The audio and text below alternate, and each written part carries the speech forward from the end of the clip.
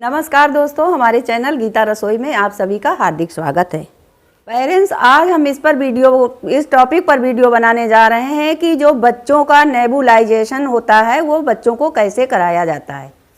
इस वीडियो में हम आपको ये जानकारी देंगे कि बच्चों का नेबुलाइजेशन किस समय और कितनी उम्र और कितनी दवा उसमें डालनी चाहिए, इस विषय में हम आपको आज जानकारी देंगे।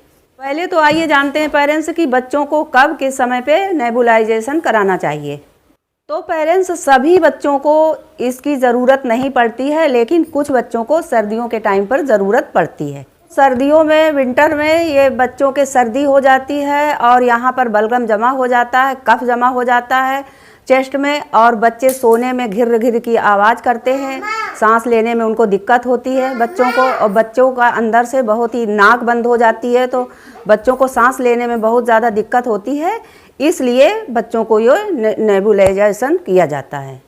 तो पेरेंट्स, इसका मेन काम ये होता है कि जो बच्चों के बहुत ज़्यादा धीरे धीरे करके कफ जम जाता है चेस्ट में, तो इसका जो है पिघलाने का काम रहता है, इसलिए ये बहुत ज़रूरी है। अगर पेरेंट्स बच्चों के कफ यहाँ जमा चेस्ट में रहेगा और वो निकलेगा नहीं, तो निमोनिया और डबल निमोनिया का इनको बहुत बच्चों के चांस रहते हैं होने के। तो पेरेंट्स, पहले हम एक नेबुलाइज़र मशीन लेंगे। ये देखें पेरेंट्स, मशीन के अंदर एक ट्यूब है जिसका एक सिरा हम इस मशीन में लगा देंगे।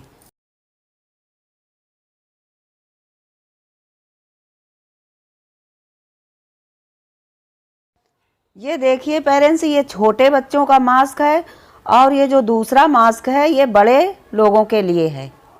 मशीन में छोटे बच्चे और बड़े लोगों के लिए अलग अलग दो मास्क आते हैं। और जो ट्यूब हमने आपको दिखाया है उसमें दूसरे छोर में हम दवा भर देंगे और इसको ढक्कन से कस देंगे।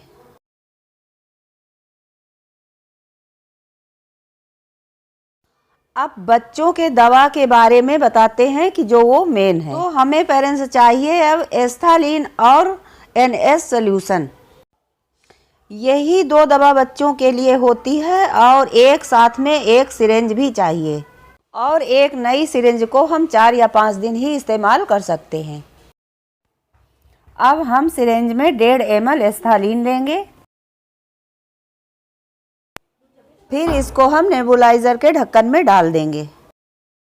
इसके बाद 3 ml हम NS सॉल्यूशन लेंगे, तो आइए और इसको भी उसी ढक्कन में डाल देंगे।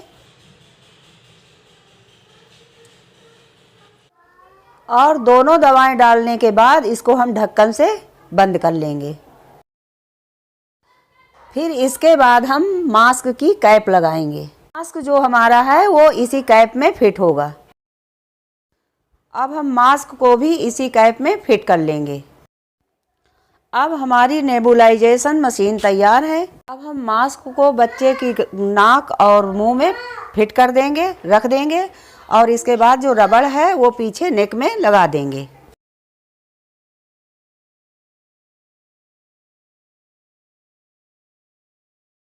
पेरेंट्स, नेबुलाइजेशन कराते समय अगर आपका बच्चा रोता है ज़ोर ज़ोर से, तो उसको घबराने की बात नहीं है कि आप चिंता में आ जाएं, उस चिंता वाली बात नहीं है। जितना ही आपका बच्चा रोएगा उतना ही ये जो दवा है तो मुंह से और नाक से बच्चे के अंदर जाएगी और ये फेफड़ों में बलगम को गलाएगी। और प्लीज़ पेरेंट्स, ये ना करें कि जब तक बच्चा जब रोने लगे आपका तो उसको हटा दें, उसको मशीन को बंद कर दें। ऐसा नहीं है, बच्चे को रोने दीजिए, और जब तक आपकी ये दवा ख़त्म नहीं हो जाती है तो तब तक आप उसको प्लीज़ हटाएं नहीं। अगर आप पेरेंट्स ऐसा करेंगे कि बच्चा आपका रो रहा है तो थोड़ी देर लगाया आपने, थोड़ी देर उसको मशीन को बंद कर दिया, तो ऐसे में वो असर नहीं करती है दवा। जितनी डोज हमने आपको दिखाई है दवा की, अगर उतनी डोज बच्चा नहीं ले पाएगा तो फिर उसको असर नहीं होगा, दवा आपकी बेकार चली जाएगी। ये दवा पेरेंट्स पहले से ना बना करके रखें।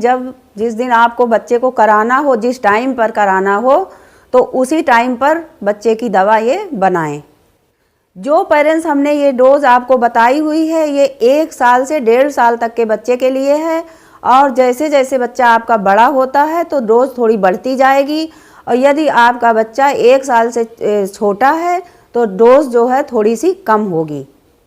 अगर बच्चे के ज़्यादा बलगम जमा हुआ है, ज़्यादा सर्दी लगी हुई है, तो इसको कम से कम आप दिन में 2 बार तो कराइए ही कराइएगा। और अगर दिक्कत ज़्यादा है पेरेंट्स तो डॉक्टर से सलाह एक बार ज़रूर करिएगा। जो हमारे बड़े लोग हैं उनके लिए भी हमने आपको मास्क दिखाया हुआ है, तो उनकी जो डोज है तो दवा जो है उनकी, वो दवा बड़े लोगों की अलग है, वो आप डॉक्टर से संपर्क करिए। बच्चे के बारे में भी अगर ज़्यादा हो रहा है, सर्दी ज़्यादा तेज़ लगी हुई है, तो बच्चे डॉक्टर से संपर्क करिए, तो वो डॉक्टर आपको बताएगा कि दिन में हमको कितने बार आपको लेना है, कराना है।